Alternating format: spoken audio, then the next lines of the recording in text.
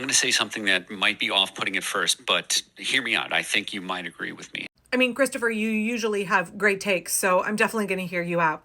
That Democrats can learn a lot from Donald Trump and what he is doing with mail-in voting right now. Yeah, you and I both know that Donald Trump doesn't actually have the constitutional authority to end mail in voting, and that elections are controlled by the states and not by the President of the United States. He's already tried this shit with an executive order back in, what was it, like March or something? And the courts already shut that down. But he's so desperate right now, he knows he's going to lose bigly in the midterms if people are allowed to have their votes cast and are allowed to have a representative democracy.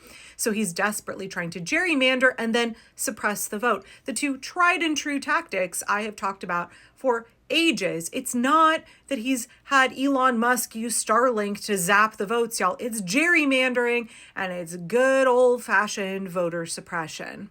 Those have worked for the Republicans for decades, so they're not going to deviate from that plan. Anyway, I digress.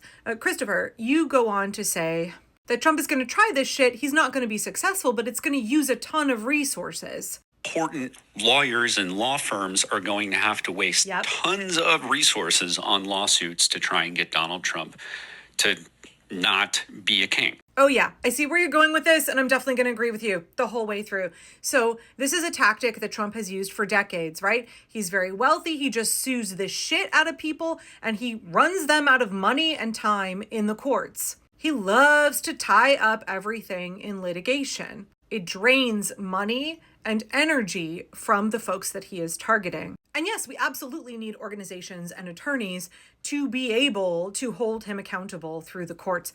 Yes, we run into a problem when we hit the uber conservative, Christo-fascist majority on the Supreme Court. But more than not, the courts have been holding the line and have been preventing Trump from instituting the majority of the terrible things he wants to do. So we have to expend those resources, but he is going on the offensive. He's trying stuff, and now we have to turn around and defend against it. And I'm going to cut to the chase here. Yeah, go watch Chris's whole video because he makes a lot of really good points. But the core of his message is, why aren't we going on the offense more, right? He, in his video, goes on to praise Gavin Newsom for saying, let's use California and try and gerrymander the same way that the Republicans are trying to gerrymander in Texas. Why do we act like the only thing we can do is put up this defense? Why is it just hold the line and not push the fuck back?